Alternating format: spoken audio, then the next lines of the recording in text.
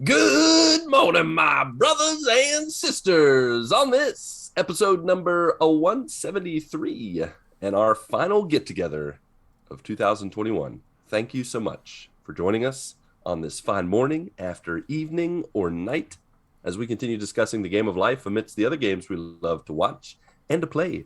I am one of your four hosts, the Brazilian Mountaineer and Transition Ninja, Lucas Ham Swisher. Also with me, the judge, the jury, and the executioner of fake news and spoiler casts, Patrick Novosel.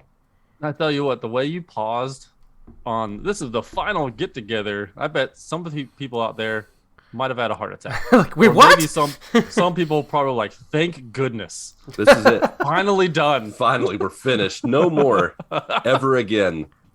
Put a nail in the coffin in 2021.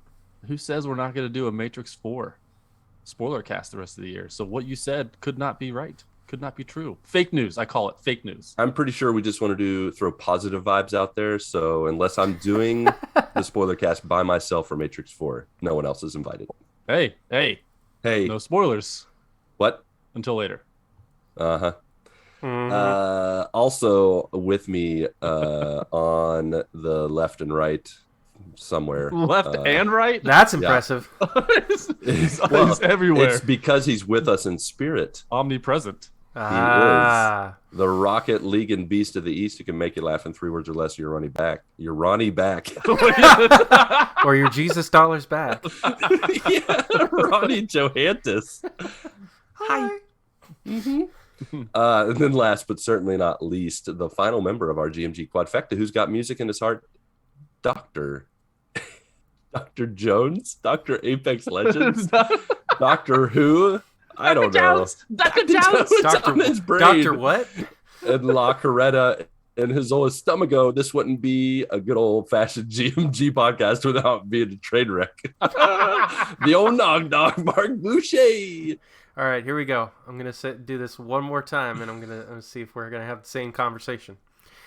Should old acquaintance be forgot and never brought to mind? Should old acquaintance be forgot and days of all Look at lang the old man time. Old man time. I love that song. Yeah, I know. It's great. The old lang synes. I mean, that's how it works. It starts as a baby, the year, and then by the end, it's an old man time. Let's get out of my house time. Wait, Get off am my I lawn. am I still at your house? Yeah. Did I never leave? I'm actually. I was like, in your finally, this is our final get together for 2021. That's right. All right, guys, it is great to be with you. Unfortunate we don't have our buddy Ronnie Johantis with us.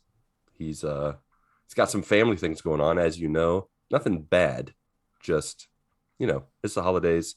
Family stuff comes up, gets-togethers, and all that jazz. So we wish him well, and we'll see him next year.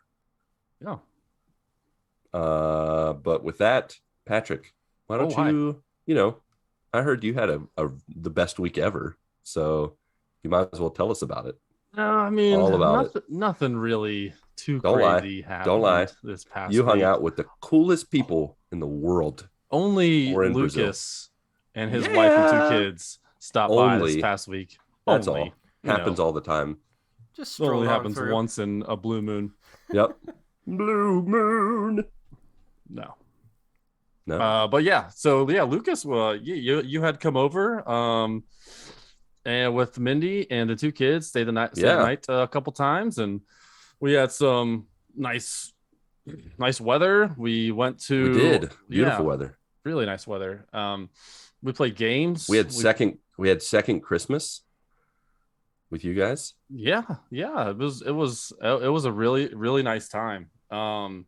We had a good time with the kids. The kids spent the nights in their respective rooms with two girls and 2 boys in their respective rooms. They had a blast. They were sad to see everyone go. Definitely. James at the end, he's like, I want to stay here for 10 years. Like, that sounds about right. I was like, well, I think you need to go with your family. But That would get you're welcome. expensive. You're welcome to stay, but I don't think you can. But no, yeah, it was a good time with Lucas and the fam. Lucas and I we played a bunch of games together. We did. Took the kids out to this place that I used to go to when I grew up, called the Skate Wait, Place. you grew up? Sorry. I think you're still working on that, Yeah, right? yeah, that was a That's poor debatable. choice of words. Poor choice. When I was younger. A wee lad. Yeah. When I was not even double digits. Now we went to this Gotcha. place called The Place. And when I was little, it was called the Skating Place. But now it's called The Place because it's not just, roller skating and things like that. That's right. There's like arcade games and rope courses and Shot laser put. tag Yeah, and shuffleboard, discus, javelin, all that stuff. Uh-huh. It's awesome. squash. Yeah, then took you guys out to lunch that overlooked the city, which Mhm. was kind of cool. Yeah, it was really, really fun time. The kids I also have my VR set up, and the kids played Beat Saber. Dude, they played almost it incessantly. the entire time for Yeah. 3 straight days. They I didn't even played get to Beat play Saber. it. I kept walking. I kept it. walking by, and I'm like, I call dibs on the next one. And then something would happen, and Patrick and I would be talking about something. We would get in a conversation, and then later on, it would be off. And they're like, where were you, Lucas? Where were you, Dad? I'm like, oh, I missed my opportunity. Your window You closed. missed your opportunity to play the only song they did for 3 straight days. That is correct. There's like 100 songs on Beat Saber, and they played The Greatest Showman over and Over and over and over again. And there's Yeah. only one song from The Greatest Showman on there. But they loved it and they played. They did. Yes. And then on Tuesday night of last week, Ronnie came over. Ryan Straube came over with his wife and daughter. Super jealous. And so we played some weird games.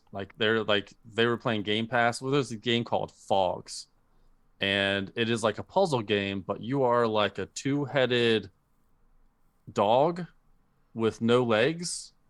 So it's kind of like a snake, and on both sides is the heads. So you have 2 controllers, and then each person controls each of the heads, and you just try to figure out how to get past the level. Weird, very weird game, but it was free on Game Pass. Yep. And Lizzie loved it, which is Ryan's daughter. And then what that same night, Lucas and I played Fusion Frenzy. Oh yes, we played Fusion Frenzy. We played Nickelodeon's All Stars Brawl, which is just the Nickelodeon right. versions of Super Smash Brothers. Yep. So that was fun. At one point, we had a match where we were all April O'Neil. And That's a weird pull. Okay. right after that, we were just like, we're going to move on to another game. Yeah, okay. Yeah. But it was still funny. So then everyone left, and everyone went to bed, and it was like it's only like 10:30. Lucas, you want to play early. some games? So we tried to find a couple co-op games, and just like Ronnie says, the co-op games are dying. So we tried to find some good ones. We first started off with what was it? It's not. Was it? It Takes Two. What was the? No, it's Unraveled 2. Oh right? yeah, Unraveled 2, which put Lucas to sleep. I was head nodding off. Yeah, Whatever. and so we were waiting for this other game to download, which was Dragon Ball Fighter Z, and neither one of us. I'm sure that's how you say it. There's like Dragon Ball Fighters. It's just with a Z Fighters. at the end. Yeah. But so it's Dragon Ball Fighters. Yeah. Yeah, no more Z's because we needed to stay awake. And boy, exactly. did this game wake us up. Oh my gosh, did it wake us up? So it's a 2D fighting game, one-on-one fighting game, just like Street Fighter and things like that. But you can, but it's sometimes it's a little bit like the Marvel versus Capcom. Yeah, because you can have 3 people on your team and you can switch them out and all that stuff. I don't know how you switch them out. We jumped in and we didn't know what the controls were. So the only natural thing to do when you're playing a fighting game is just button mash. Mash the buttons all over the place. And I tell you what, this fighting game was the flashiest most exciting fighting game I probably have ever played. Yeah, you smash any combination of buttons and it does something awesome. Like I felt like Neo from the Matrix. I'm like, I know kung fu, and I just smash all the buttons, and I would just like call upon the power of fire and just call in all my teammates, and we would all just shoot Patrick in the face with stuff. It was awesome. That sounds like awesome. a Dragon Ball game. Yeah, it was amazing. I still have it downloaded. I don't know if I'm gonna boot it up again, but we got to get online. We have to play it again at some point, because it was the most fun I played in a fighting game. I don't even since probably Mortal Kombat 2 was in the arcades. We found it way too late. Like it was like 12:30 when we finished downloading it, and we only played 2 matches, but it was the most magical 2 matches ever. Yeah, it was fun. They were long matches too. I think I won one and Lucas won one. Yeah, I mean, since we both had 3 characters, so really we played 6 matches altogether, twice. Yeah, in 2 sets. Yeah, so that was fun. So that you had left on Wednesday afternoon, and then Christmas Eve, Christmas Day came around, the Christmas weekend. So we had a good time with the family, with my family and Mel's family. Yeah. So that's pretty much it on the life front. I watched a couple movies this past week. That's what I've heard. The first one I'm going to say is the most recent one was Encanto. Oh yeah. Lucas, have you seen this one? I watched it too. You watched this past week too. Okay. Yeah. So it was the new Disney movie, and so we sat down and watched it with the family. And the first song that comes on. So this movie is about just like this family has special powers. Each person in their family has special powers. One person can have like super awesome hearing. Another person has like super strength. Another person's like perfect and can create like bed of roses out of thin air. Another person can talk to animals. A whole bunch of different gifts that this family has. And it's an Encanto, so it's more of like a Latino Spanish kind of movie. And the first song that came on was like, I couldn't understand it because it was so fast. It was like Eminem speed rapping, but in like a Spanish kind of Latino song. And it was very, right. I was like, whoa, I don't know if I could handle this movie. Because I was like, I cut like 5 words. I was like, and like the big thing that they were saying at the end of every single verse, I was like, I don't know what they're saying. They're saying it so fast, and they're saying it so loud. The music's so loud. There were so many Spanish words that they used too. Yeah. There were a lot. So I was like, oh no, I don't know if I can handle this. But all the songs in it were vastly different. Yeah. Which was really cool. The story was all about family. I mean, we're talking about 2021. The movie was all about family. You expect any different? Yeah, which was, and I found out that the main character's voice is voiced by Rosa from Brooklyn Nine-Nine. So that was cool. I would have never guessed that. Mindy told me that halfway through. I'm like, I don't believe you. The only one I knew was the brother, the Uncle Bruno, who was John Leguizamo. Yeah. I was like, I recognize that voice, and then when I saw who it was, I was like, yeah, he definitely sounded like the clown from Spawn. So yep. Yeah, exactly. With the poncho.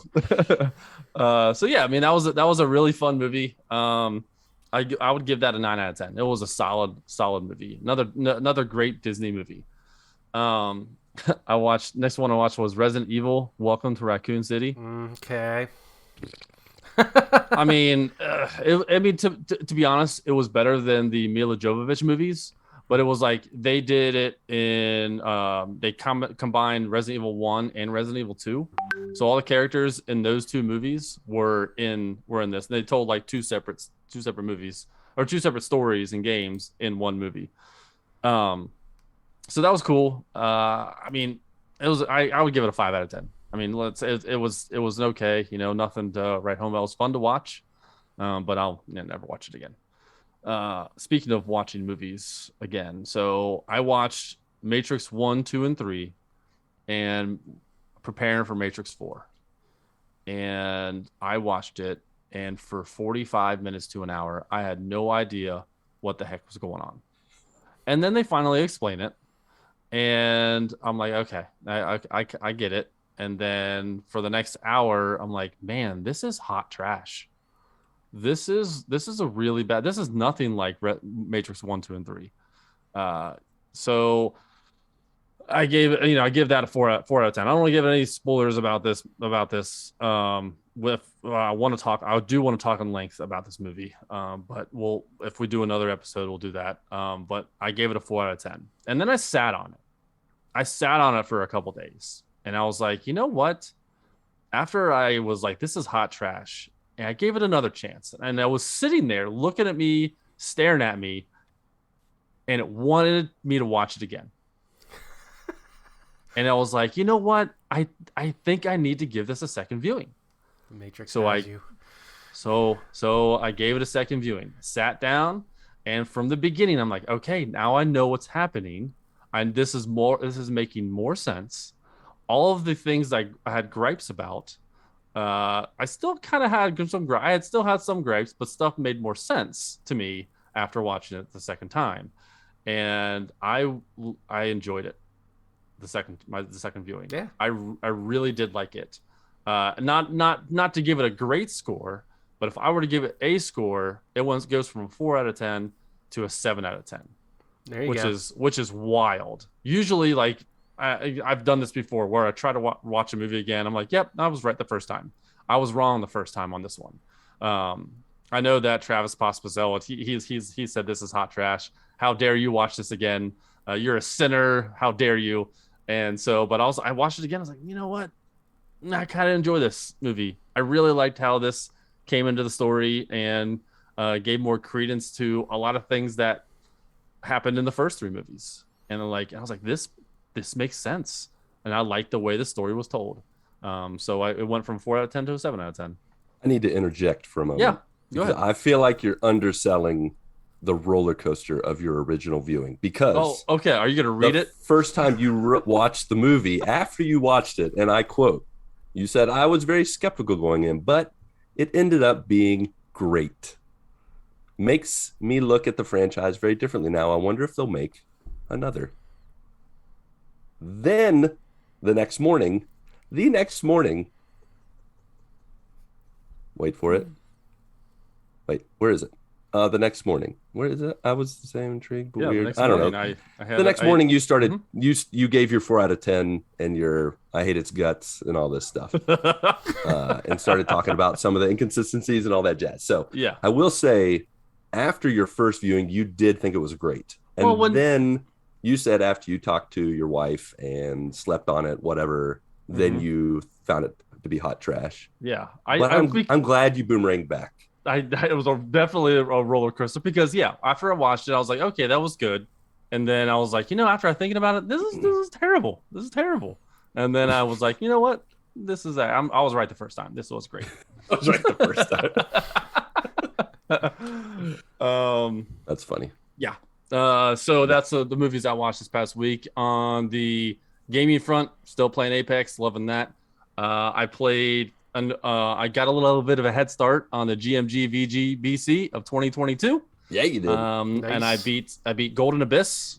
That was, I played it. I'm like, man, this is not as good as the console versions. I really hoped I wanted it to be like a prequel, because it was a prequel. It's before Uncharted 1, and I wanted this to be a game where it leads into Uncharted 1, because you get no Elena. Because Uncharted 1 starts with you and Elena on a boat. And I was like, how did they meet? I would like that to lead in, but they never did that. It was just a very standalone story. And it was just a very loose story. And that's really why I like the Uncharted games, is because of the story and the treasure finding, the national treasure, Indiana Jones kind of stories. But yeah, I thought it was okay. Replaying it again. The game holds up. The graphics are awesome. I can't believe they did this on the launch of the Vita in 2012. Imagine what they would have done if they would have continued on and supported Vita. Who knows where we would be. It's true. And then I played Uncharted 1, Drake's Fortune. And I had beaten this game multiple times. So I just put it on very easy, put it on infinity ammo, and put it on one-shot kills.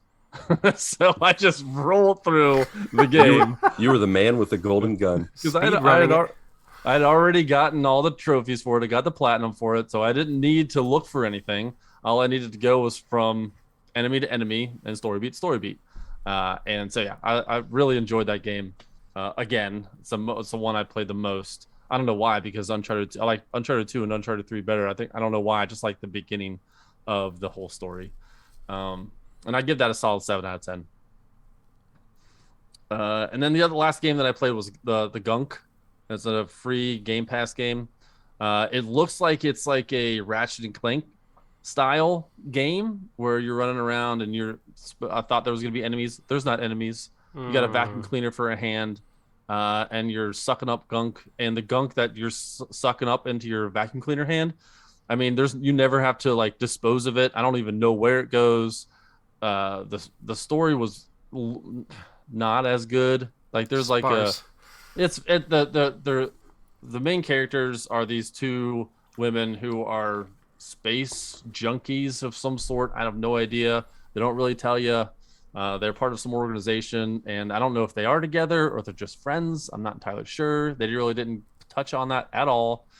Yeah, it was. And after the first chapter, you've learned everything about the game as far as game mechanics. There's no RPG elements where you get better stuff. There are some things you can upgrade, but it's just like, hey, you can now suck this gunk faster. You can like, suck more. That's like Great. I don't get anything. So and sounds like Luigi's Mansion without the Nintendo charm.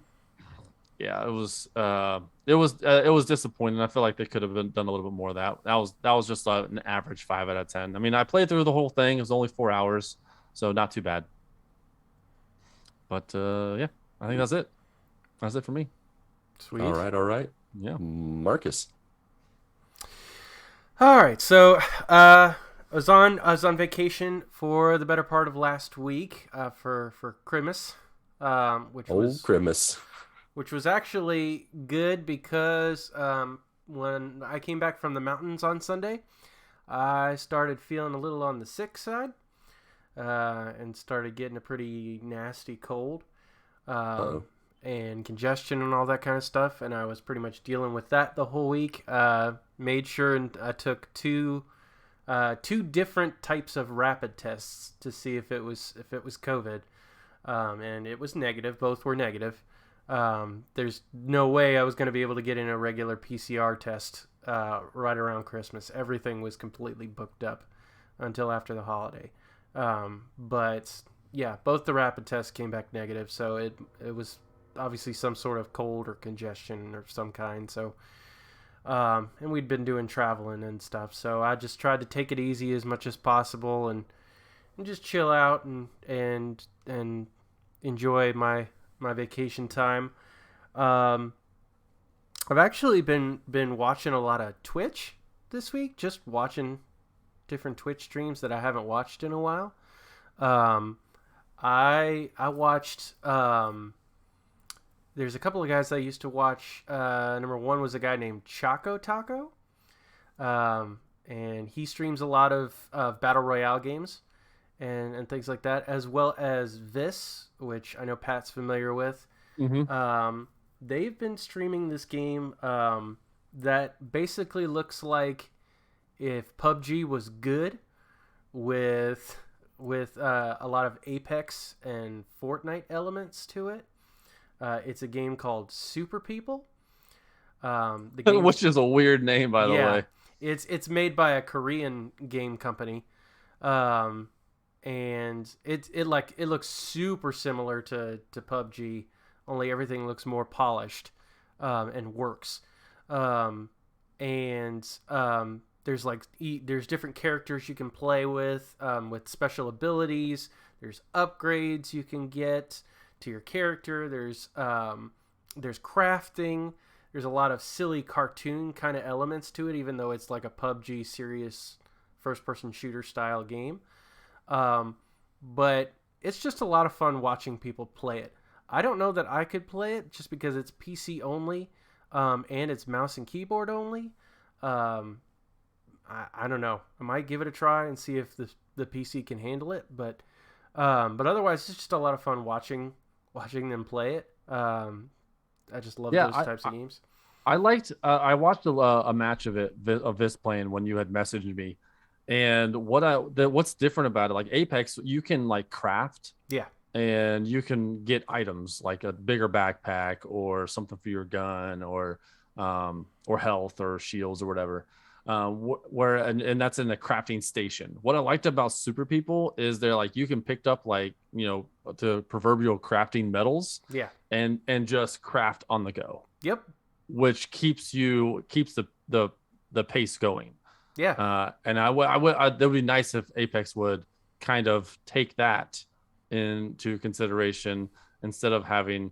I understand with Apex when you have that crafting station that it's a risk yeah, to do that. yep, Whereas in Super People, you can just do it while on the run. yeah, yeah. I get it. It's interesting how different companies, they're trying different things, variations on the genre, try to give new life to the genre. So, but yeah, it's just a lot of fun watching people play it. It's in beta right now, indefinitely. So yeah, if you got a PC that can run it and you like battle royale games, I recommend playing it because it looks like a lot of fun. I also watched the Matrix Resurrections on Thursday night with Kristen, and it's funny, we were in the middle of the movie, and my wife just happens to just nonchalantly mention to me that she has never watched Matrix Reloaded or Revolutions. She's watched the first one, but she pulled a Ronnie. She's watched the first one, but she had not watched 2 or 3. And here they're like, oh yeah, we think Neo's, spoilers, Neo's alive and all that kind of stuff and blah blah blah blah. That's not really spoilers. Neo is like on the poster. Yeah. So of course he's alive. Yeah. And things like that. She's like, he died? It's like, oh my gosh. Yeah. Yeah, he died at the end of Revolutions. Yeah, so we watched it. I went through it, and I remember my reaction when I read it to you, and I posted to you guys. I said, I didn't hate it. This was definitely not the worst movie I've ever seen. Ringing endorsements so far. Put it on the box. Didn't hate it. Not the worst movie I've ever seen. Put it on the box. Marc Boucher. To me, it was just a little bit of a disappointment compared to the original trilogy. Now, I know people dog the second and third movie quite a bit because they're not as good as the first one. But this just felt different. And I don't know if it's just because it's only one Wachowski, whereas the first 3 had both that were directing and writing the movie. But there were just some very weird choices. There are definitely pros about it that I really enjoyed. But some of the editing and visual cues were just kind of weird. Like there were several scenes where there was like they were trying to demonstrate like slowdowns in time and movement and things like that. And it started doing these like the choppy frame camera movement that was like, it was just very unprofessional looking to me. It just didn't look like your typical, demonstrating slowing down of time and space kind of thing. Sometimes they did it great, but like a movie like The Matrix that like they pride themselves on those slow movements and changes in movement, sometimes it was just really just crappy looking to me. And some of the acting was kind of subpar to me. And I liked Keanu Reeves in it, but it's starting to become a little obvious to me that he's getting a little too old for this stuff.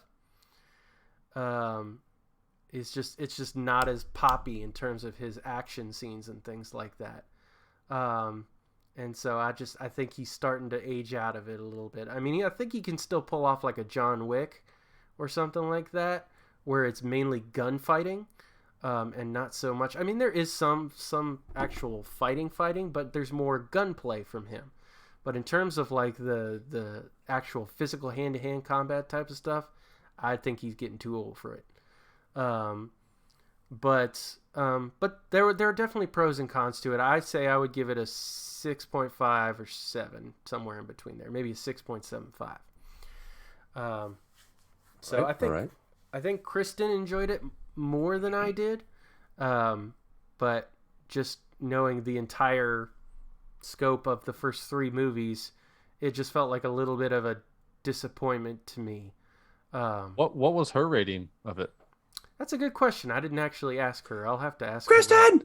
Hey, dear. But yeah. So I mean, we enjoyed watching the movie together. But like I said, it had issues, and I'm sure if we do a spoiler cast, we'll talk more about it. But and so obviously with Christmas Eve and Christmas, spent a lot of time with my wife's family, and then my family on Christmas Day. Watched some Christmas movies, got a little bit of Home Alone in, so I get to watch that. Yes. And I also watched 8-Bit Christmas, which I know, Pat, you talked about that on the show previously. Yeah. I thought that was a great movie. It had some very like a Christmas Story vibe to it. Yeah. But a little bit more updated, because obviously, like, it's about the 80s, and Nintendo is heavily involved and things like that. Particularly towards the end, there are certain moments that like I had no idea it was going to get a little emotional, and I was like, wow, didn't think we were turning that corner, but it sure did. But otherwise, I think it's a great Christmas movie. Very much enjoyed it. But that was pretty much. Oh, and I also got to watching Zeldathon. The Zeldathon has started up. I've talked about that on the show quite a bit. This is the first time they've been doing actual like in-person. They're actually like splitting it up into hubs. So they're like in different parts of the country, instead of typically they all gather in one area for their marathon event. And if you're not familiar with it, basically this group of guys, they get together and do an entire marathon of streaming Zelda games while raising money for charity. This year, I think they're raising money for St. Jude Children's Hospital. So they raise a ton of money every year, and they play awesome games. But they're actually split up into hubs, so they're not like all meeting together. They're in different parts of the country still because of COVID concerns. But yeah, it's a lot of fun to see them back together again. And I definitely recommend it. Go to twitch.tv/Zeldathon. And on the gaming side of things, it's been a pretty chill week for me. I did jump into Apex a little bit, jump into the comfort food, if you will, because I was trying to chill and try to recover from being sick. So jumped into a few games of Apex. Actually streamed a little bit as well.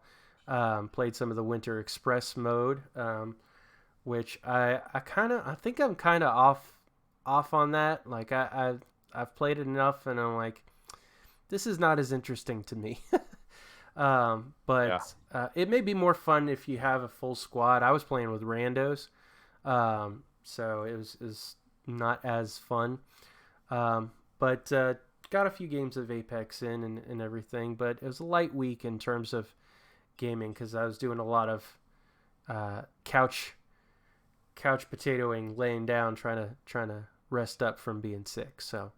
Mm-hmm. But yeah, that's pretty much my week. Lucas, sweet. How's the other side of your excursion to Ohio? That's right. Now it's time to give my side of the story. The Novocells, their house was like a bed and breakfast. Like they gave us the complete treatment. They loaded us up with meals and coffee and snacks, and they were the best of best hostesses. They were the host of hostesses. They were fantastic, and it was a pleasure to stay with them, to have like all four members of each family together for the first time, like for an extended period of time, was really cool. Just for everybody to kind of match up. Like Mindy and Mel watched Hallmark movies, I think both nights. Our boys, like whatever energy we thought they had on their own, it like they multiplied. I think a dyad formed, a forced dyad that just created this ball of energy where they played so hard. And then I think they both went to bed earlier than they wanted to because they had nothing left. I think the second night they went to bed at like 8:30, like just boom, went to sleep. And the girls were just preteen girls hanging out, sometimes talking, sometimes on TikTok, sometimes on social media, sometimes doing their own thing, but they still had lots of fun together and had their little, they watched the movies. Actually, I think they started like 5 movies and watched 1 movie in total. But they still had a lot of fun. Tasha loved hanging out with Claire, and then Patrick and I, of course, gaming, hanging out, laughing. I will say that when Ronnie came, we played a game, and I won the game because I got to hug Ronnie the most. I beat everyone else. Let the record show, Ronnie owes me a prize for winning the hug game. He doesn't know it, but I won. I hugged him the most. Yeah. We played a little game. We like right before Ronnie got into the house, I was like, guys, let's play a game. Let's see who can hug Ronnie the most. And I won. But yeah, it was a blast just hanging out with them, laughing. I will say that afterwards, and it even still lingers today, I did get sick, which I will not blame the Novocells because it is tradition for me to get sick when I visit the US, whether it's change in temperature, change in beds. I'm kind of a, princess in the pea. I'm glad I have my pillow, but not sleeping in my own bed. Probably all those bed bugs. Yeah, the bed bugs everywhere. Like the American bed bugs are way more dramatic and aggressive than the Brazilian bed bugs. The Brazilian bed bugs are just like, they're just like, hey man, what's up? And they just hang out. They just kind of lay next to you. American bed bugs are like, hey, you're in my personal space. Get out of here. So they're all Karens, basically. Yeah, but it's a bunch of Karens, bunch of Karen bugs. But yeah, so I definitely have gone through like all the stages of sickness, like runny nose. And then it started to go to my ear to get a little earache, and then it went away. Then it went to my throat. Then it tried to go to my chest. I've been drinking lots of fluids, taking all the quills, day and night quill, and I think I'm pulling out of it. My daughter got a little bit of it today, but I think we'll be all right. It just comes with, the traveling everywhere and all that jazz. I don't believe it's COVID. We haven't gotten a test, but as Marc said, like it's really hard to get a test done because like everybody and their brother's getting tests done. And we're just like, you know what? I think we're good. I can still taste and smell, and we're all vaccinated. So we're just playing it safe. We wear masks, we're out in public and all that jazz. So, yeah. But besides that, like it's still been a fantastic trip. Hanging out with family, eating lots of good food, celebrating Christmas. I did watch some fun movies with the family. One of them being Encanto. What a fun flick. A lot of Spanish in it, and thankfully because of my knowledge of Portuguese and my past education with Spanish, I understood most of it. I kept up with most of the songs. There was one point where the dad's like something, they're telling a secret, and then one of the sisters knows, like can hear like from far away. Like, it's like super hearing, and they're like, you can't tell anyone. They open the door and there's the sister, and she's like, I know. And then she runs away. And then the dad's like, miércoles. Yeah. And I was like, Tuesday? Did he say miércoles? And Mel's like, oh no, isn't that Wednesday? Yeah, Wednesday. I'm like Tuesday. That's it's like, I know a little bit of Spanish, and I was like, is that normal to say no. Wednesday? I'm pretty sure it's a different word, but I remember that exact same part thinking he said Wednesday. I was like, why would he say Wednesday? Yeah, that's funny. Uh, yeah, that movie had a lot of heart. There were definitely a couple moments where it hit you in the feels. Um, I don't know that it's in my top 10 of the Disney Pixar movies, but it's still like in terms of music and original music, it had such the Lin-Manuel Miranda feel to the music. There were a couple songs I was like, The oh man, the this has just got his beat to it. the Bruno song. Yeah, the That Bruno Bruno song, I think song was the best out of all of them. the Bruno song, and then also the Juliana, the macho girl, that the drip drip part, like the drip Yeah, drip drip, it like that. it felt like it was like kind of like The Rock, the what can I say except you're welcome kind of song. It felt Yeah, like that. I was like, wow, this is different and it's good. yeah, yeah. It was really good. Did Lynn do Um, all the music for that?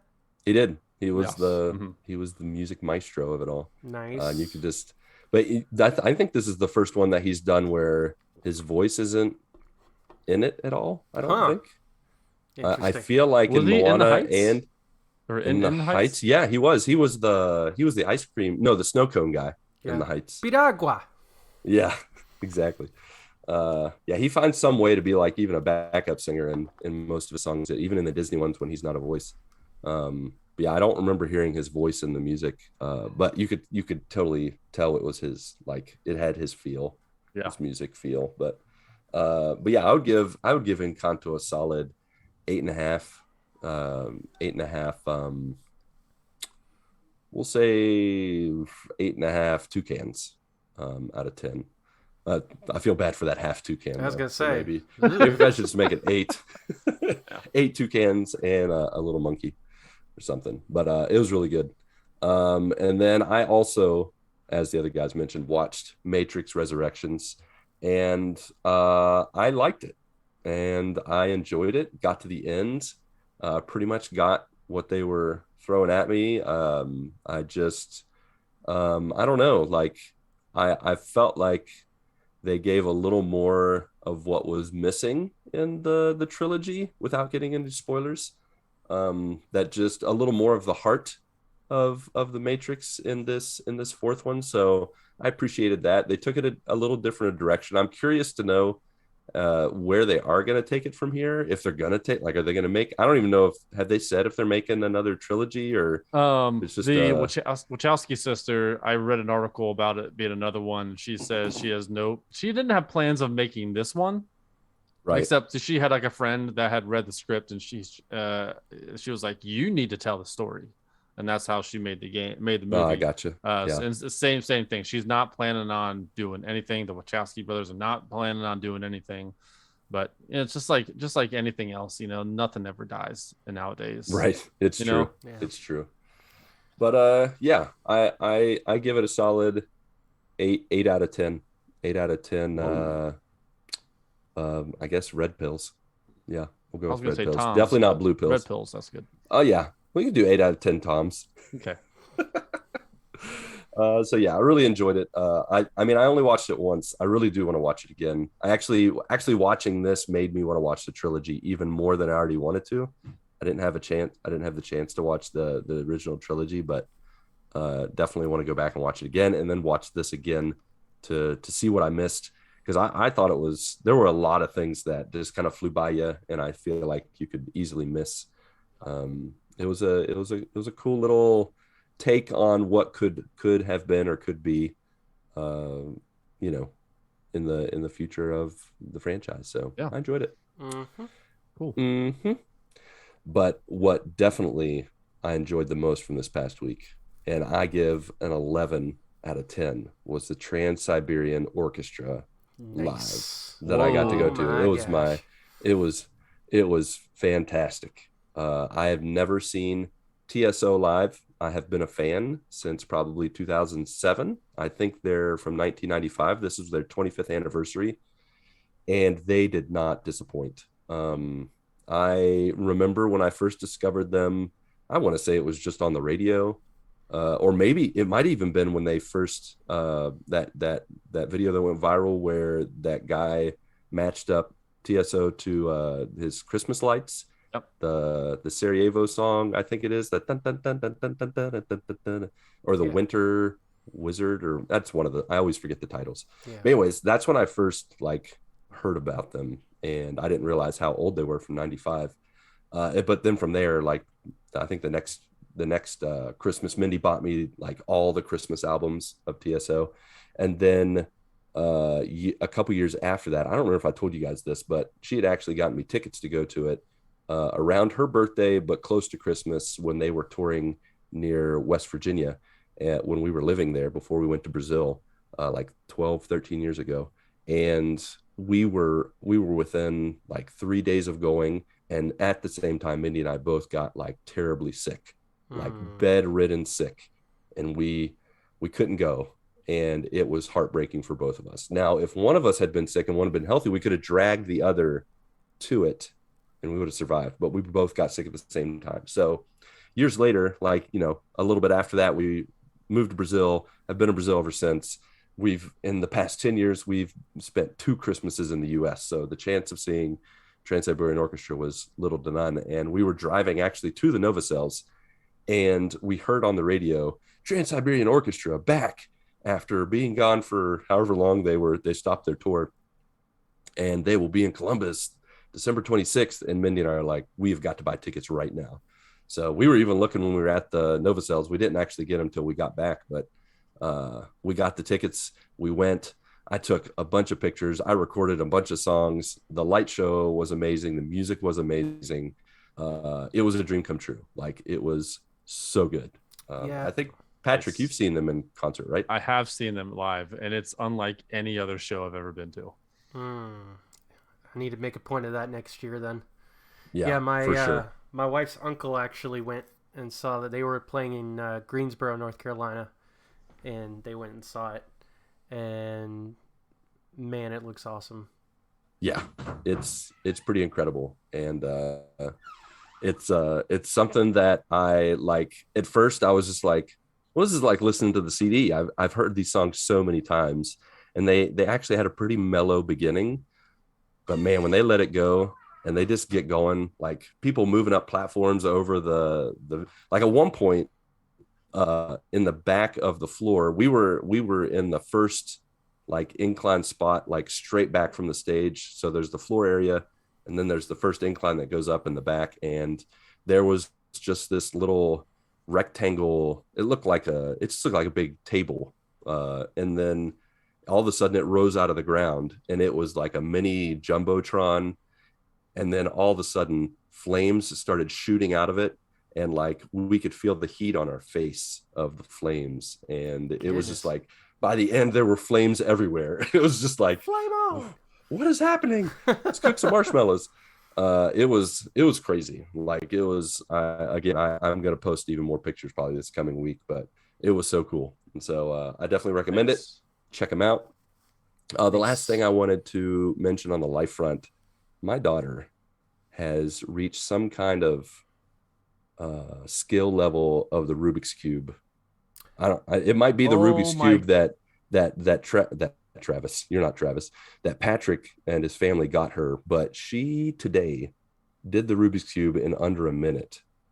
And then she later solved the Rubik's Cube with one hand. In like 4 minutes. I was just like, what in the world? Well, hold on. We need to go back. Oh, okay. To when Rewind. Yeah, to when Tasha was in Cincinnati in our living room, and then she had opened it up, and she was like, it was like all greasy. She told us, she was like, because it is like one of those competitive speed Rubik's Cubes where you can just move it real quick. And I'd asked her, I was like, how long does it usually take you to complete a Rubik's Cube? And she's like, about a minute 20. Yeah. And I'm like, bet. All right, let's do it now. So he was like, I got Morpheus. He was like, I got out my phone and I was like, on your mark, get set, go. And she finished it. I hit stop, and I looked at the time. She said it takes her a minute and 20 seconds. She's a liar. I had stopped. Yeah, she is a huge liar. It took her 1 minute, 19 seconds, 0.97. She was like, about a minute 20. And I was like, that's 20. exactly a minute 20. It was nuts. It was wild. It was so funny. Yeah, she's been peeling down that time. Like what's funny is the first time when James got her a Rubik's Cube, she was like, oh, I'm going to do it. I can do it in like a minute and a half. And it took her 3 minutes and I filmed it. And she was like, you shouldn't have filmed that, Dad. I'm like, too late. But from there, like she kept peeling down the time. And then today she did under a minute. And I was like, wow. And so then she taught her mom, she taught me, and she taught James all today. Because once she did that, it was just like all of us were like, well, we've got to learn how to do this. And so I know Rubik's Fu.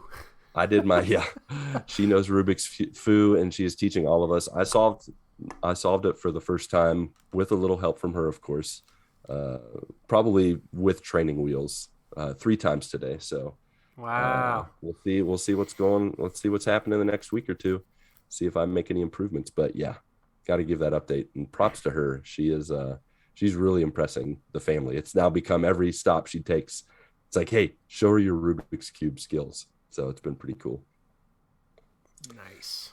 Besides that, on the gaming front, I really haven't played that much. Between being sick, being with family, I do have the Vita, but I just haven't played very much. I did unbox the PS5 earlier this week. Played a little Astro's Playroom, Ratchet and Clank Rift Apart, and then with family, of course, played some Jackbox, and but nothing really to note yet, other than the PS5 controller. Man, that haptic feedback. It's crazy, isn't it? The rumble, everything about it is nuts. I can't wait to just jump and dive into more of Dragon Ball Z with Patrick. With we do that, we could have done that. I think it's a PS4 game. We could have been doing that all this time. I know. We were idiots. We're missing out. Big idiots. Big idiots. Yeah. Idiots with a Z. That's right. Idiots. Oh man. Speaking of idiots with a Z, let's get into our topic, shall we? The best of 2021. That's right, folks. We are talking about the best of 2021, particularly with games, movies, and television. We are just laying it out here, right now, telling all y'all what we love the most, with a few honorable mentions. No guarantees of how few or how many, but as you can imagine, Patrick already brought at least a baker's dozen, and I will triple that, and Mark will pepper it with a few things. Probably. Yep. I'll chime in. Yep. I actually have honorable mentions. Ooh, whoa. All right. These things are getting spicy. Ending 2021 with a bang. Here we go. Yeah. All right. So, guys, do you want to start out with TV? Yeah, let's do TV first. I'm down. Save the best for last. I mean, games. TV time. So, do you just want to each throw out all 3? Or do you want to rank it? Or do you want to honorable mention it first? Honorable mention it first. All right. Yeah, let's do that. I'm just gonna. I'll go ahead. I'm just gonna rattle off my honorable mentions. I'm gonna say so. This is our personal 2021. Some of this stuff didn't come out in 2021. Right. Just some of it. Most of it came out in 21. But some of it didn't.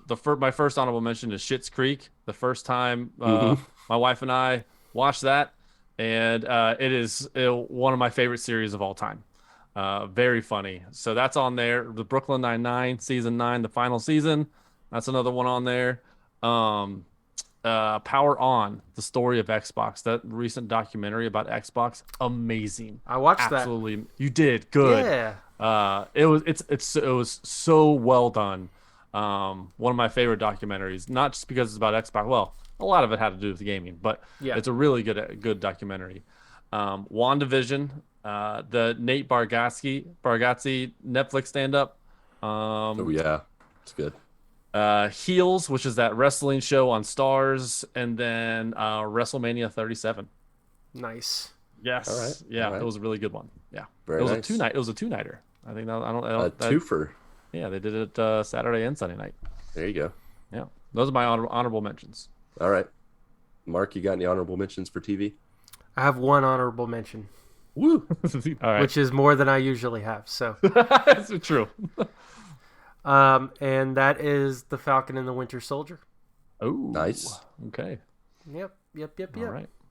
Yeah. Nice. I would. Lucas, what about you? Let's see. Well, right on that train, my honorable mention is actually the newest of the Marvel shows, Hawkeye. Really enjoyed that one. Enjoyed the Christmas theme and some of Yeah. the things and the characters that popped up on that one. I echo, of course, Falcon and Winter Soldier and WandaVision as well. I also want to throw out there the Friends reunion. That was a magical time, and maybe if there had been actual episodes or something, I could put it in my top three, but it didn't feel like it was really top three worthy. But it was so cool to see everyone together again. Some have aged well, some have not. And maybe that doesn't have to do so much with age as it does with Botox, but not naming any names. The other thing is that I want to just throw out for honorable mention VPN streaming, because this year I got to watch more American television with HBO Max, Hulu, and some of the other streaming services that don't work outside the US. But thanks to VPN, good to go. So getting that figured out, getting that going. Shout out to the VPN. So there you go. So from there, we're going to start with number three. What number three is? Yeah, sure. Let's do it. Same order. Yeah. Yep. So order. number three for me is the Friends reunion. Hey. Ooh, nice. Yes. Yeah. I was talking with Eric today at work, and I was like, "Hey, what is your top TV, movies, and games?" And he's like, "The Friends reunion was one of them." And I was like, "Oh yeah, that was in 21." So yeah, that is a good one. Yeah, number three for me. Do I go up the list, or are we going around robin? What are we doing here? Let's just do round robin with threes. So Okay. Mark. All right. Here's one that came out earlier in the year, and Pat, I know it's animated, so it's probably not on your list. But Invincible, which is still need to watch that. Yeah, it's really good. It was a great story. Robert Kirkman, same guy who did The Walking Dead. He did the comic and actually directed, I believe, the actual animated show version of it. And several of the Walking Dead actors are voice actors on the show. I loved the first season. They did a great job with it. So Nice. My number three is also animated, and it is What If. Nice. I just really jived with What If, and I will say that there have been more recent developments that you may or may not have heard about in certain spoiler casts of connections to What If. Yep. That I will not name here because that's really a big cool. spoiler. Yeah. But it just really solidifies the viability, the importance of the What If series. And I actually, some of the people, well, no, I can't say that either. But I really like it. And I rewatched it with some family this past week. Just the last two episodes, I was like, man, this is fun to watch. And I don't know. I don't know if yeah. that's really so much as a spoiler now, just because the thing that you are mentioning, they actually released. That's true. They did released release They released a trailer, which is like That's true. So yeah, Supreme Strange is just. I am so jived, like excited for Multiverse of Madness. So yeah, the connection that they're making between the next Doctor Strange and the What If series, so cool. Yeah. So yeah, that's my number three. Wait. Pat. Number two is The Chosen season 2. Ooh. Oh yeah, that's right. Man, oh my gosh. We started watching The Chosen season 1 and season 2 during our God and Gaming nights on Thursdays. That's right. And I really looked forward to Thursday nights to watch each and every episode. And man, I mean, really, we watched Chosen season 1 as well this year. I'm really excited. I did not think I would like it, and it's pleasantly surprised. It's a 10 out of 10 show. I feel like a bad Christian now. I also do feel like a bad Christian. I may or may not have changed my list just now because of Patrick reminding me. Yeah, that's my number 2. Nice. Mark. Nice. That's a great number 2. Yeah. Oh, dang it. So number 2 is The I Chosen. ruined your guys' list. It's Lucifer. Yikes. So you may have another honorable mention. Yes. It's officially there. No, I've really liked season 1 and season 2 of The Chosen. Although I guess season 2 only came out this year, I guess. Yeah. Um, Personal list. Yeah. But the actual number 2 on my list was Hawkeye. I loved this particular season or this particular show. I loved the ties that it has to previous movies and TV shows, and just the chemistry that Hawkeye, that Clint and sorry, my camera just went way out of focus. Yeah, I'm trying to see you're fuzzy. You're fuzzy, Marcus. I'm gonna try to fix something real quick, but Yep. Oh, he's gone. Oh And I'm no, back. he's gone. He's back. Oh, all right. I think I'm good now. I hope. okay. Okay. Good enough. All right. So so the chemistry that Clint Barton and Kate Bishop that they had on the show, I thought was fantastic. Really diving deeper into a character that's really underrated in the Avengers, being Hawkeye, just because his abilities aren't as fantastical as others. I still think they did a great job with the show, and the Christmas vibe helps quite a bit. So Yeah. That was like perfectly matched for the season. yep. So yeah, Hawkeye number 2. Cool. Sweet. Lucas. All right. Well, my former number 2 and now an honorable mention is Brooklyn Nine-Nine. Enough said there. My new number 2 that I shall mention is Loki. Ooh. And I found that Loki was pretty unique, enjoyable. I really like Tom Hiddleston. He's definitely, I want to say, a top 3 Marvel villain, top 10 villain of all time in film. He's just, and getting to see him more as a good guy or a neutral guy, whatever that he's kind of turned into. Yeah.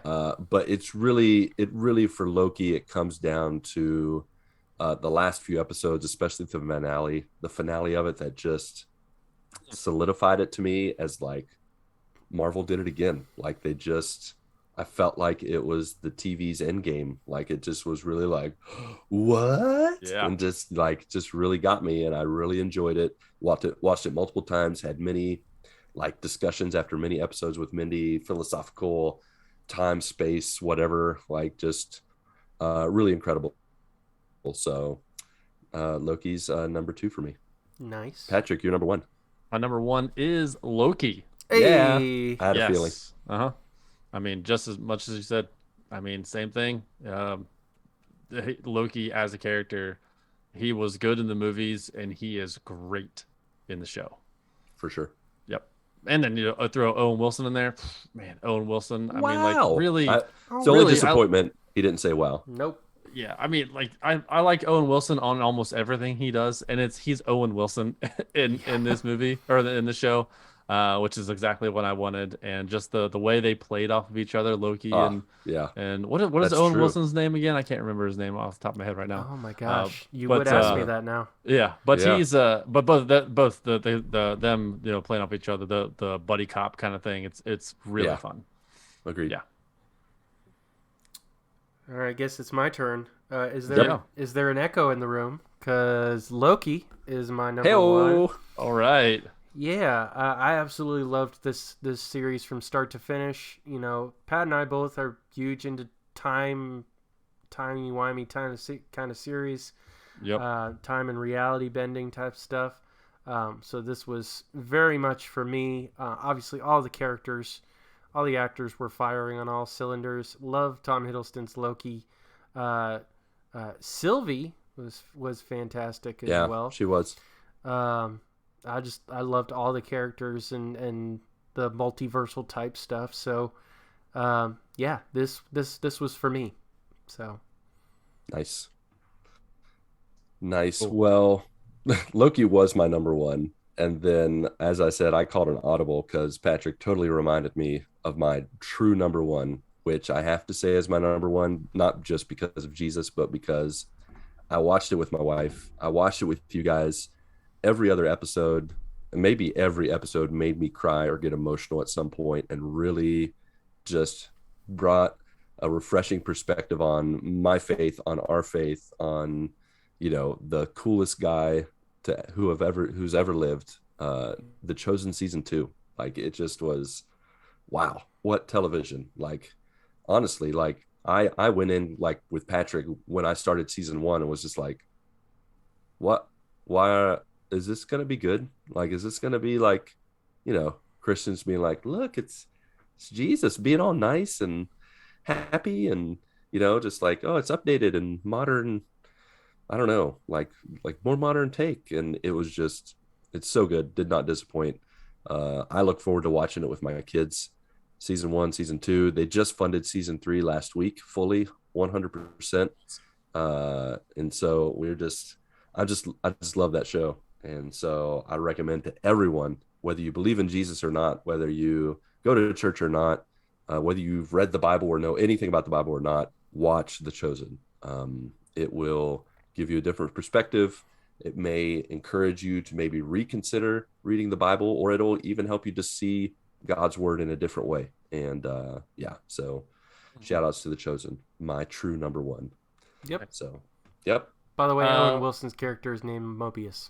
Mobius, that's Mobius. Right. Not to be confused with Morbius. Yep. Or Morpheus. Or Morpheus, yes. Right.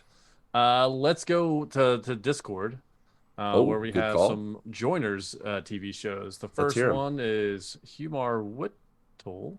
Yep. Is that how you say it? Humar Just Whittle? put a question mark at the end of that. Humar Whittle? I'm Ron Burgundy. I'm Humar Whittle. His honorable mentions are Bad Batch and Arcane. In parentheses, haven't actually seen it yet, but I've heard it's awesome. Yeah, Bad Batch is another. That's an honorable mention I missed. That's a good one. And then so his number 3 is Loki. Number 2 Nice. is What We Do in the Shadows. I'm not familiar with that. It's a Netflix show. Okay, I believe. And number 1 is WandaVision. Another WandaVision lover. I love it. I love it. Yeah. Chris the Rock didn't watch enough to have a top 3. Sorry. How dare you, Chris the Rock, forget about The Chosen? You could have made Chosen season 1, Chosen season 2. Yeah. Says the guy who forgot about The Chosen. And I'm pretty sure Chris the Rock is also a Friends fan, so he forgot about Friends Reunion also. So you watch those 3 things, Chris. That should be your top 3 list. Exactly. Yep. Just saying. Let's see. Space Hawk 91, Caleb from the Mountain Nerds podcast. Number 3 is Loki. Nice. Yeah. Number 2 is Mythic Quest, that Apple Plus TV show made by the same guys from Always Sunny. That's a really good one. I forgot about that one. That's another one of my honorable mentions. I'm going to edit in there. Yep. Do it. And then Ted Lasso. Nice. I watched I forgot. I watched Ted Lasso season 1 and season 2 this year. There you go. Those solid. Yeah. There you go. Travis of the Redwoods. TV is White Lotus. I don't know what that is. Is that Netflix too? No idea. Anyone? It's a flower. Yeah. It's a flower show. It's like gardening. Bacon Rojas. Yeah. That is Tim Pollen. He says number 3 is Falcon and the Winter Soldier. Number 2 is Hawkeye. I loved Clint and Kate Spanner. What a surprise. And number 1 is Mayor of Easttown. If you got HBO or access to HBO Max, watch it. It's so good. All caps. Mayor of Easttown. Yeah. Is that the one with Jeremy Renner? Maybe I'm thinking of a different one. Did you change your mic? No. Okay. It just sounded way You did different. sound weird. You did sound weird for a sec. All right. There it is. There it is. There you go. All right. Oh, that's the one with Kate Winslet. Oh, yes. Wait, what is it? Mayor of Easttown, where I think she's like a police I officer. thought that was the Power of the Dog. Is Kate Winslet in that one too? Maybe. Wow. Perhaps. All right. Feel like we're going down a trail I where we're like just gonna Kate have to Winslet keep as an googling. actress. I like her as an Yeah, actress. yeah, she's nice. All right. All That's right, TV. on to movies. Yes, sure. Sure, why not? This time we're gonna go me, Pat, and then Mark. Okay. Perfect. My honorable mentions, in which I imagine you guys are gonna mention some movies. I'm gonna be like, yes, that too. But I'm gonna throw out there Shang-Chi as an honorable mention. All right. And it's all about family. Fast and Furious 9, Fast 9 as Okay. another honorable mention. So there it Nice. is. Cool. All right. Mark, Well, my or honorable Pat? mentions, I'm going to start off with Shang-Chi. Ooh. I'm going to also say Fast 9.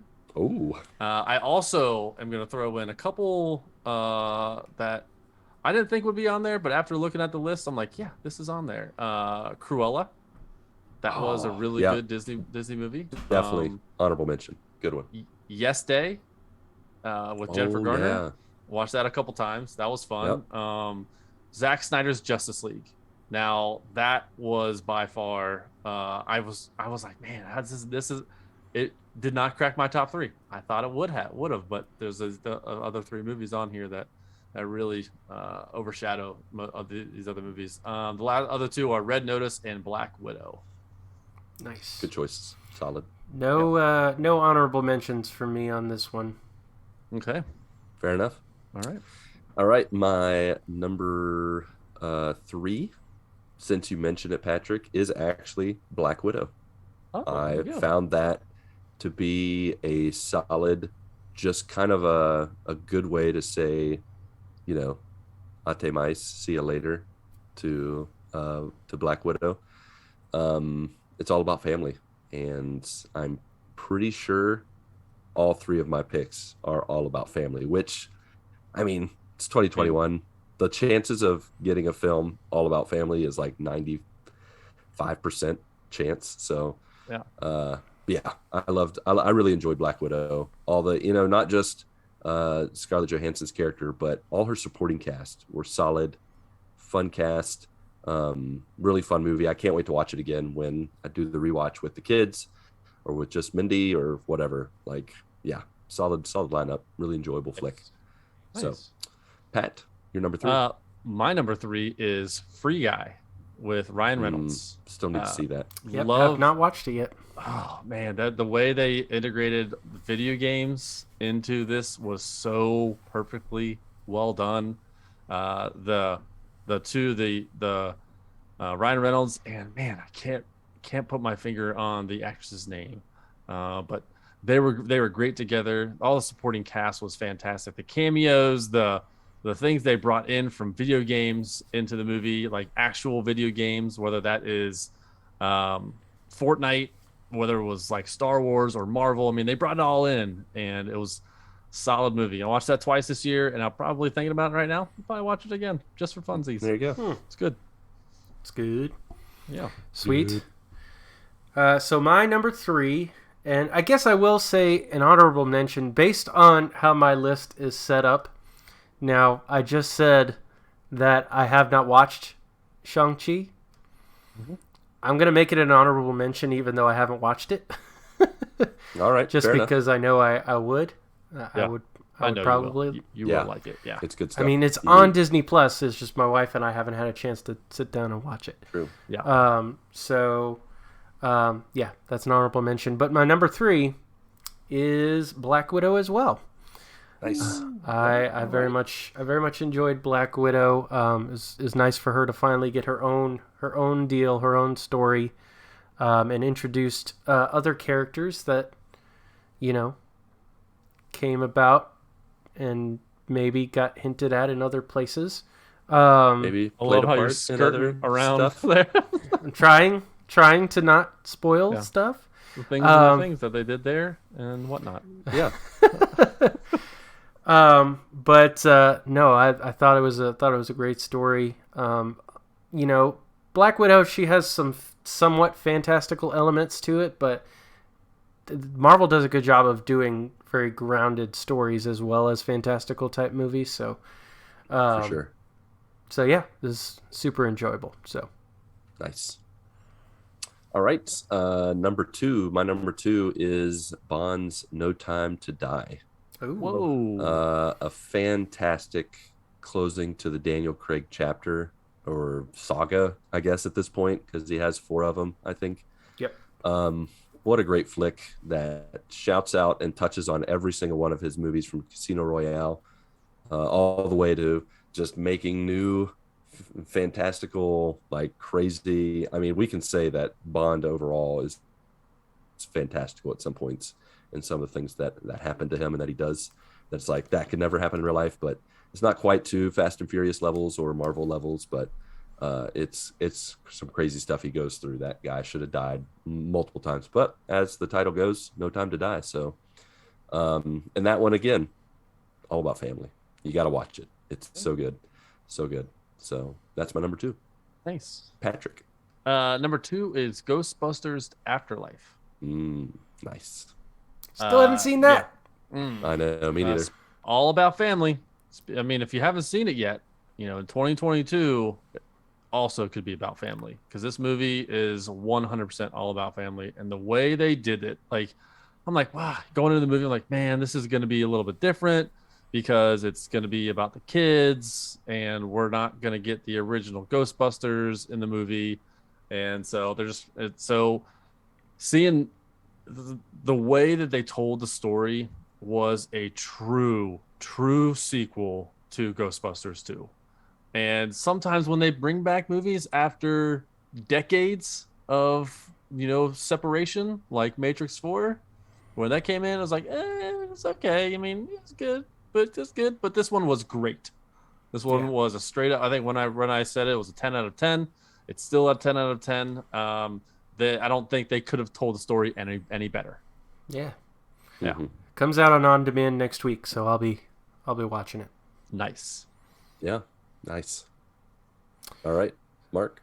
So my number two, it actually made the list. Zack Snyder's Justice League. Oh, let's go. Yep. All right. This was the redemption story of all redemption stories, I think, for me this year.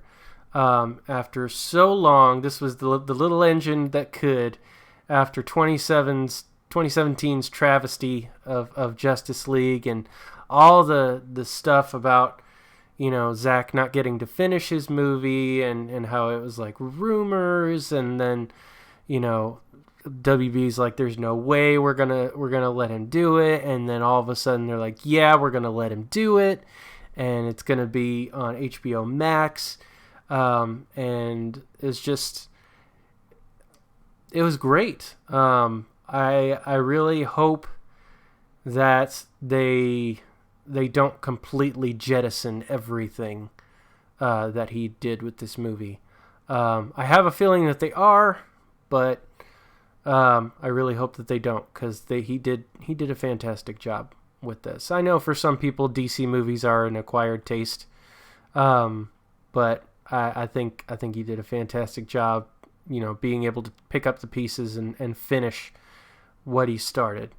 So yeah. All right. All right.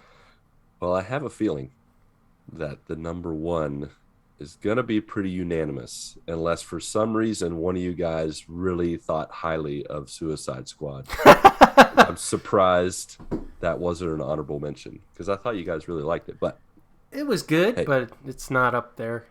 Not up there. All right, fair enough. At least it was better than Will Smith's Suicide Squad. I will give you that. From what I've heard. Yes. So number one, Spider-Man, No Way Home. The number one for me. Maybe not the number one for you guys. Maybe a spoiler cast about it. Maybe I was wrong. Yeah, there's not much I really want to say about it other than wow, what a movie! Yeah. Not only a movie in and of itself, but having the same exact way of drawing in all the characters involved, like Endgame, Infinity War, Spider-Man, No Way Home did that for all Spider-Man movies, to the point where, again, I'll say it here like I did on the spoiler cast, I am going to own every single Spider-Man movie on Blu-ray. I've only to this point owned Spider-Man 1 and 2. But now after watching this, Spider-Man 3 is going up there, Amazing Spider-Man 1 and 2, and then, of course, I already own the MCU Spider-Man movies, Spider-Man movies. Spider-Man. So Yeah, that'd be a good box set to have. Yeah, perfect box set Yep. to have. Yeah. So, Patrick, you're number one. My number one is Rainbow Princess. No, I was like, what are you gonna make up? No, it's also Spider-Man. Spider-Man No Way Home. I gave my full thoughts on it in our spoiler cast. It's one of the it's right next to Endgame as the best Marvel movie out there, and Endgame and Spider-Man are two of the best movies I've ever seen. So not just 2021. This is in my top movies of all time. I haven't ranked them yet, but I know it would be there. Right. So let's put it this way. Mark hasn't seen the movie. I forgot. I totally forgot you hadn't seen the movie yet. So let's put it this way, though. I have not seen the movie yet. I'm going to see it on Saturday, and Spider-Man is still my number one. Oh, yeah. Because number one, I know things. Yeah, you do. Yeah. As is tradition. Yeah. I drink and I know things. Knowing what I know, Spider-Man is my number one. Absolutely. Hands down. And for me, even when I find out stuff, like, I'm still going to watch it anyway. It's all about the experience. Like, I haven't talked to Ronnie yet. I don't know if he's seen it, but I feel like when you see it on Saturday, if Ronnie sees it or has seen it, you guys should also do a spoiler cast, and we should have. I would love to listen to it. I want to hear more spoiler casts about this movie. I was bummed I missed out on y'all's spoiler cast, but I am gonna go. I am gonna be seeing it on Saturday with Kristen. So sweet, nice, unanimous. Yep. Absolutely. All right. Well, let's go over to Discord. Let's hear it. What do you got to say, Discord? Humar Whittle? He says, yes. Honorable mention is Tick, Tick, Boom. Okay. Andrew Garfield. I think that's, is that Netflix with Andrew Garfield? It sure is. Telling the story of Jonathan Larson. Oh, it's a true story. It is. Yep. The guy who wrote and directed Rent. Oh, okay. It's on my Netflix as like a 99% match. So it's like, well, I guess I have to watch it if it's. Yeah, you got to watch it now. Yeah. He got vocal coaching, vocal lessons, just for this part. Man, I feel like I need to watch this after this podcast. Right now. No, pause podcast. Number 3 is Encanto. There you go. Wow. All right. Good Number choice. 2 is Dune. We didn't know. None of us have mentioned Dune. I didn't get to watch it. It might have made my list. Probably not. And then number 1 is Spider-Man 3. No, so Spider-Man. Whoa. Let's see. Chris the Rock didn't watch enough, so sorry. Come on, Chris. Work together. Space Hawk 91. Caleb. Number 3 is 8-Bit Christmas. Nice. That's good. He says he didn't watch a ton of movies, but this one was a nice surprise. Number 2 is Shang-Chi. And number 1 is also Spider-Man No Way Home. Just going across the board. Do we have some kind of unanimous voted in award for Spider-Man? No. Travis the Redwoods is going to throw a wrench into it. Travis, come on, number man, you 3, Matrix hater. Number 3 is Zack Snyder's cut of Justice League. Nice. Did he mix up the words? Sorry. Is that how you say it? Cut of Justice League? He did, yeah. It's the directors of the director's cut. But he does say definitely not the Matrix. Yeah, he had words. I had no idea. Yeah. I love how he had like anti-honorable mentions. What would never be on my list. Also, not on my list. I'm going to list all the ones that are not on my list. Yeah, all one movie. What did he call it? 2. The Matrix I can't remember what he called it. Refrigged up. Yep. Refrigged up. Gosh. Yeah. What a hater. That's Travis. All right. Yeah. And then number 2 is Nobody. This was kind of like a John Wick kind of movie, where he's dad. He's like a former, Oh yeah, Nobody. What? Yeah, he's just a dad, and yeah, it was a good Great. movie. I thought it was a good movie. Number one is Free Guy. Number one, Free Guy. Cool. Bacon Rojas. He says honorable mention is The Power of Dog, No Time to Die, and Free Guy. Yeah. Number 3 is Wrath of Man. I'm a sucker for anything Jason Statham. Sometimes you just need a non-stop action flick. I have not seen that one, but anything with Jason Statham in, I'm in. No doubt. Number 2 is Spider-Man No Way Home. Number 2. Whoa. Number 2. What? What is number 1? What? Number 1 is Zack Snyder's cut of the Justice League. Get that out of here. He said Zack Snyder's Justice League is number 1. He says, I have only one problem with it. What? Oh, gosh. I wish it was longer. Wow, that's a 3-hour movie. 4 hours. Or 4 hours, yeah, that's right. 4-hour movie. 4 hours, yep. I got no. You know, words. if you watch it twice, it's 8 hours. If you watch it never, then you're missing out. Feels nice. If Bacon Rojas says it's number 1, Mark and I, well, I had it on my honorable mentions. Mark had it number 2? Man. Yeah. And he put it number 2 behind a movie he hasn't seen yet. Yep. So it's a good movie. Good movie. All right. I may or may not watch it in 2022. You won't. I challenge you to watch it. I challenge you to watch it like Ronnie watches Superman. So we'll see you in 100 episodes. In 5-minute chunks. Yeah. This week in my review of I give the first 5 minutes 0 out of 10 because it's just it's opening credits for 5 minutes. It's opening credits, exactly. Yeah, so that's it on Discord. Yeah, no character development whatsoever. Yeah. All right. That's very I did not see that coming. Him putting that above Spider-Man. That's wild. That is wild. Yeah. Things are spicy. All right. Okay. Games. We got time for some games. Games. Yeah. Games. All right. In this order, we're going to start with Mark. Ooh. And then we're going to do me. And then we're going to save Patrick. Save the best for last. Okay. Okie dokie. So, Mark, Honorable what are your honorable video game mentions? Yeah. So this one I had 3 honorable mentions. Whoa. Yeah. Honorable mentions are Death's Door, It Takes Two, still hate that dang book, and Ratchet and Clank. You love it. I sure What are you talking about? It's one of the best books in the world. I've never wanted to buy a book of matches so quickly. But yeah, so Death's Door, It Takes Two, and Ratchet and Clank. And I still need to play Death's Door. Yeah, me too. I love that game. But I will. Frustrated the crap out of me, but at the same time, I loved it. So I will also. Nice. Cool. My honorable mentions are the games I played with others, like Alien Nation and Rocket League with Chris.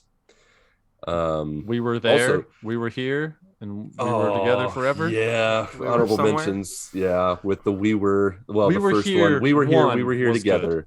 We were here 2 was okay. We were here 3 can jump off a cliff and die. Yeah. That was bad.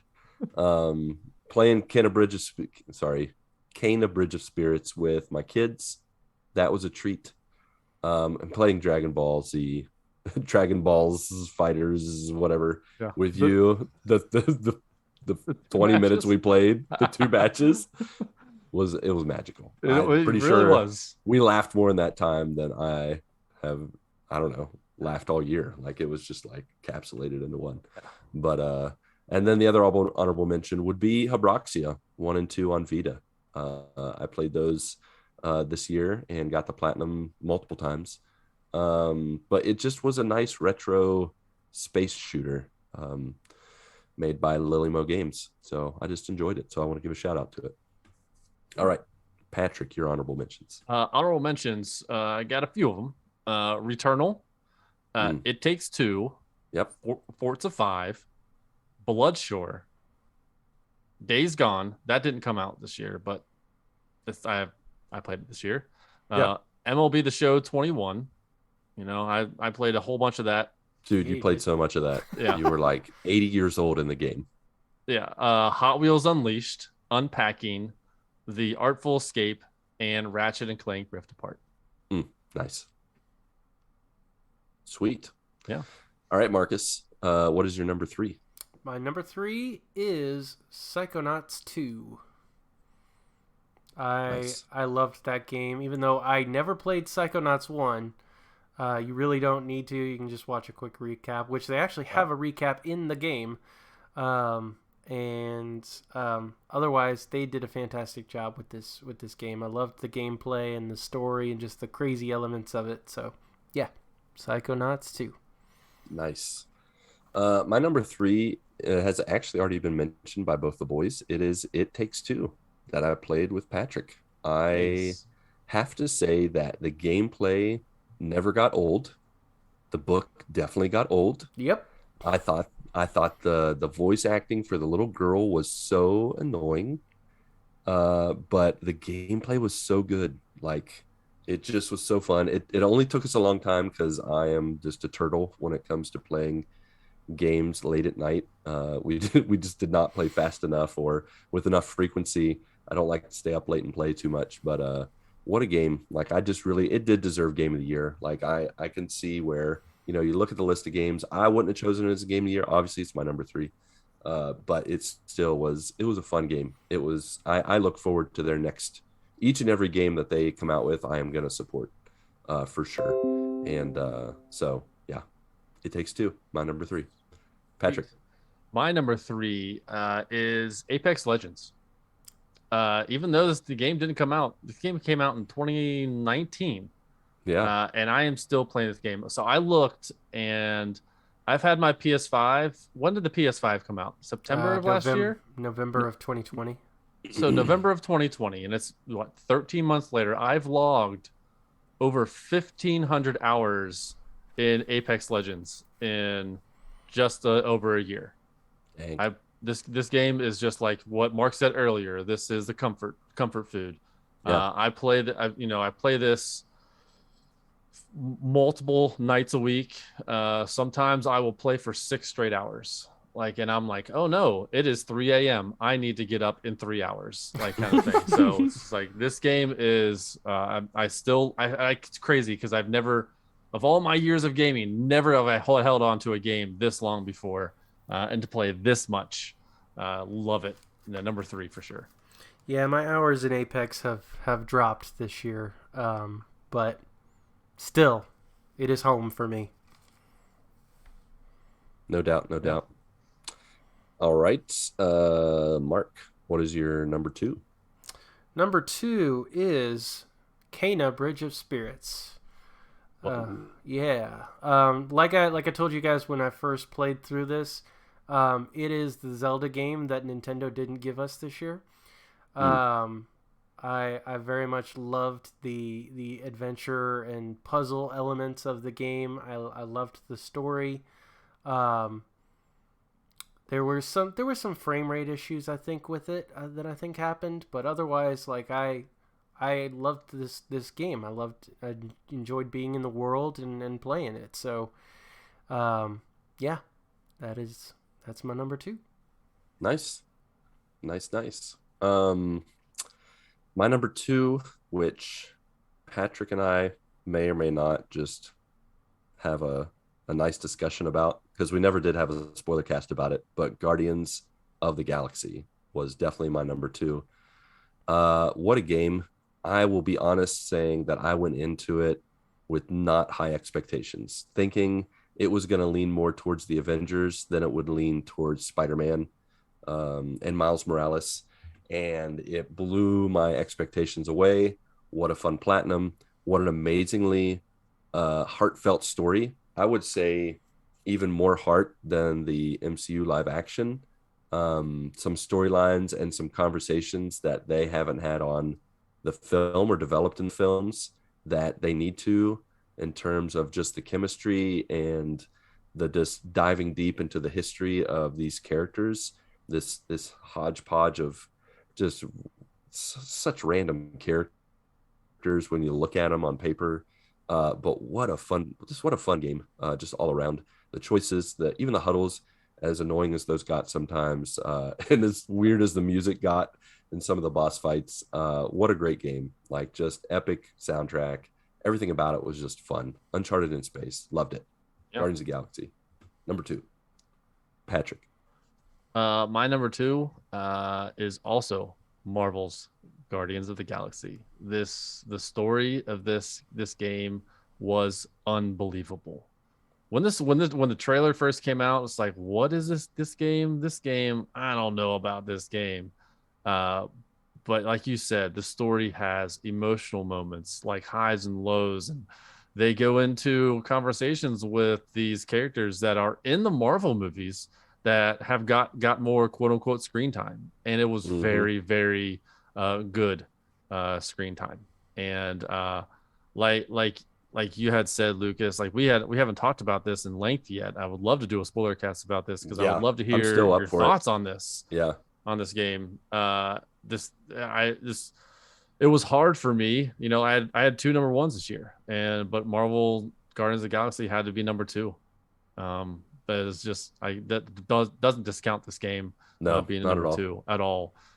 This game was a straight up 10 out of 10. I played it like I play games. Usually I play it once through. I go non-spoilery, and then I'll play it again for the platinum. And that's the same way I did with this game. I was really excited to play this game again and relive the story, because the story with all of the characters, with all the Guardians, with Drax and all of them, it's like you don't get with what I love about the video game that you don't get in the Guardians of the Galaxy. It is a 20-hour game.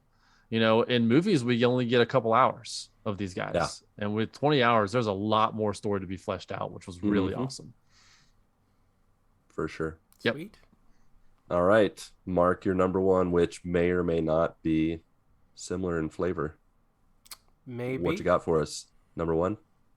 It is Marvel's Guardians of the Galaxy. Nice. That is my number 1. That is my game of the year. This game came out of nowhere. My expectations were kind of iffy about it because I wasn't really sure. It not being made by Insomniac, wasn't it made by Crystal Dynamics and Square Enix? Yep, I think so. Yeah. Yep. Just from the get-go, they made an entire album for this for this game. Excuse me. Yep. Just the detail and the depth. That was some like Insomniac level detail. The characters were fantastic, very true to what we've seen, with the MCU. They explored a lot of elements that we haven't seen in the movie side of things. The gameplay was actually very fun. There were some musical issues, awkwardness. Yeah. And some buggy elements. Yeah, but there were. But otherwise, I absolutely loved this game, and it's no secret that I'm big on superhero stuff, and so obviously this was right up my alley, and downright Nova-selled this game and beat it the first week it was out. Yep. Like you beat all of us in finishing it. I was like, whoa, Mark was not fooling around. I was super impressed. Yep. Yeah, I was for sure. I was hooked. For sure. So, Guardians is my number 1. Nice. Lucas. Number 1. I think I'm going to let Patrick go ahead and say his number 1 because it would just be redundant for me to say it. My number 1 is Rainbow Princess. No, you can't do that twice in a row. It's Unicorn Princess. It's not Rainbow Princess. No, Rainbow Princess is the trilogy, the end of the trilogy. The trilogy. No, it's Hades. It's Hades. 100% 100% Hades. This game came out of left field for me. Like I heard it was, when it came out on Switch, I was like, yeah, whatever, it's all right, whatever. I have a Switch, but this isn't a game for me. But when I was like, I got a free code from the developer on this, and I was like, you know what, I got a free code, might as well just go ahead and try it. And my gosh, I am so glad that I jumped into this game. The the story, the RPG elements just it was hard, but it was like every time you died, you got a little bit better and you understood a little bit more. But every time you died, that's when the story kept, unfolding and unpacking all these different people that are in this world. So awesome. That like I said, like Apex keeps me up until 3 a.m. This Hades game kept me up until 4 a.m. Like I did not want to stop. It was like every time I would finish a run or I would die, I'm like, just do one more. Just do another run. Just do one more. Like I kept doing that, and because I was like, oh, what's next? What I want to hear what these characters have to say, and it was just phenomenal. I know this game came out in 2020, but it didn't come out to PlayStation until 2021. And I put easily over 100 hours, maybe 200 hours into this game. I can probably take a look here in a second, but man, this game had its grips in me, hooks in me, and I did not want to put it down. All I thought about was Hades, and I wanted to get that platinum. And I was like, once I got the platinum, I stopped. I'm not like you, Lucas, who just like cannot stop a game like this or Dead Cells. It's one of your games that you just continue to play. Yeah. Like with me for like Apex. But it's, man, hands down the best game, one of the best games of all time. Yeah. Yeah, man. That's my number one too.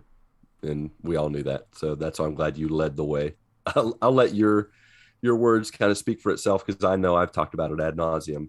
I definitely have put over 350 hours into this game, and done over, I think, with failures and successes, over 500 runs. And I'm going to platinum it again on PS5 this coming year. I already can't wait. I am going through withdrawals because I haven't played it in over a week now. I really want to play around, it's not even been, just got the itchies. I don't know if I've told you this, but I've started it on Xbox because it's on Game Pass. Are you serious? Yes. That's hilarious. And I've gone through maybe 9 runs so far, and I'm trying it not on God mode, because that's how I played it. I played it majority of the game through with God mode. Once you put on God mode, really, it's really once you die enough times, it's really impossible to die. It's pretty much impossible. It's like one HP. Yeah, with each hit. Right. So I've started it on Xbox. I don't know if I'm gonna finish it, but I have started it. Yeah. I mean, yeah. It's that good of a game. It is. It is good. So yeah, number one. Sweet. Oh, Hades. All right, let's go to Discord. The top video games for Humar Whittle. His number 3 is Deathloop. Number 2 is Metroid Dread. All right. And number 1, he said he wasn't really hyped too much this year, but he went back and played Control and God of War for the first time, and they were both amazing. So he has two number 1s. Nice. Chris the Rock. He didn't play enough video games, so sorry. No, I'm just kidding. He played 2. I was gonna say what? He's a liar. Number 3 is Days Gone. Number 2 is God of War. So him and Humar are Humar. I call him. It's like his first name. And then number 1 is Final Fantasy VII Remake. Yeah, baby. Nice. Yep. Space Hawk 91. Number 3 is Guardians of the Galaxy. Number 2 is Animal Crossing version 2.0. And then number 1 is Mass Effect Remastered. Mass Effect is his favorite game of all time, so he's pretty pumped. Nice. That remastered. Travis of the Redwoods. Honorable mention, Back for Blood. Number 3 is Halo Infinite. Number 2, Far Cry 6. And number 1, Guardians of the Galaxy. Nice. Right there with you. Nice. And then Bacon Rojas. Honorable mention, Psychonauts 2. Number 3, Outriders. This was a great Game Pass surprise. If I find it on sale, I'll play it on PS5. Oh, that's a testament of a good game. You and me, Tim. I got it on for Christmas, so I will be playing PS5, PS4, whatever. Outriders. That's a game that it's more fun playing with multiple players. Yeah. So see you there. You let me know time and place. Name it. He's always on. He's always playing, so you'll find him. That's true. He just number 2 is Forza Horizon 5 racing games. You guys know me. Was really close to being number 1. I can't believe Far Cry for Horizon 5. I couldn't. Forza. Oh my gosh, I had this conversation with Eric Mango Man 09, and we were talking about games that are coming out, and I was like, "Have you played Forza?" He's like, "What'd you say?" I was like, "Forza." Like I thought he had never heard of Forza before, and he's like, "It's pronounced Forza." I was like, it's pronounced Forza. I know this for a fact. Yeah. I felt like Marc right at this point. I was like, Italian. I know this for a fact. And he's like, there's no T in there. So I was like, okay, how do you say that circular pie you put pepperoni on? And he's like, pizza. And I was like, there's no T in pizza. Pizza. It's pizza. And he's like, now I understand. You got me there. Yeah. And then so Bacon Rojas's number 1 game is Far Cry 6. Nice. Yara is a beautiful world I love to get lost in. Danny Rojas, I guess that's why he's Bacon Rojas, is a fantastic protagonist. Very nice. And then he says, thanks for a great year, fellows. Looking forward to meeting some of you in 2022. Woo. I think that's a shout out to MTTG 500. Yeah, Married to the Games episode 500 in Franklin, Tennessee in April. That's so sad. I guess I'll see him on We'll do another FaceTime call like we did at 300. No doubt. Yep.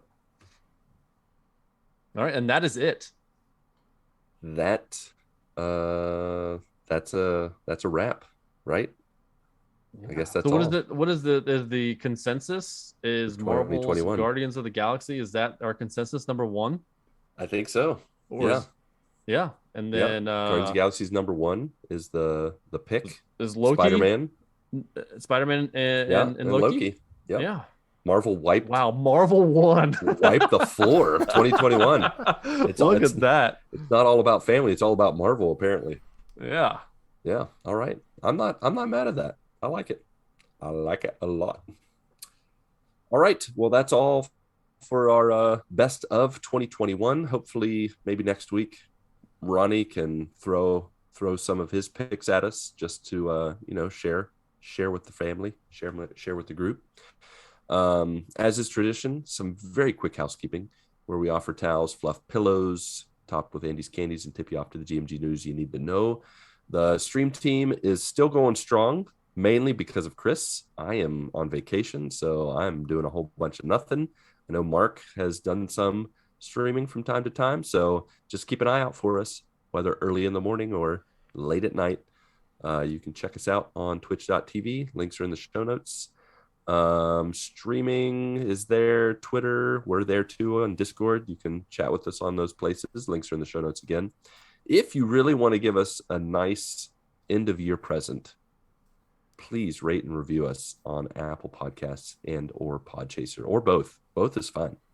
It does help us reach new joiners, whether you want to give us stars, exclamation marks, or an encouraging word. We just want your voice to be heard, and we want to just connect with more folks out there who love the game of life and who love games. So, amidst other things. With that, I think that's it. Head nods to agree. Yes. Yeah. All right. Then Pat, Marc, and the spirit of Ronnie J, along with you, our beloved friends, family, and joiners, go get your good morning this week for what remains of 2021. And until 2022 is upon us, may God bless and guide your lives as you live, as you work, and as you game.